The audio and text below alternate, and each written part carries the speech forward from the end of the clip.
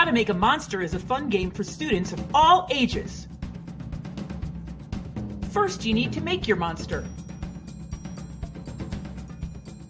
Use 2 brown bags, cut out a mouth, and use craft supplies to make your monster.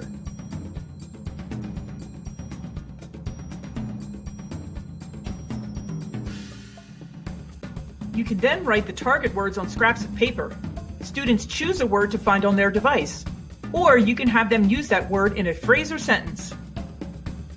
If they are successful, they get to throw their word into the monster mouth.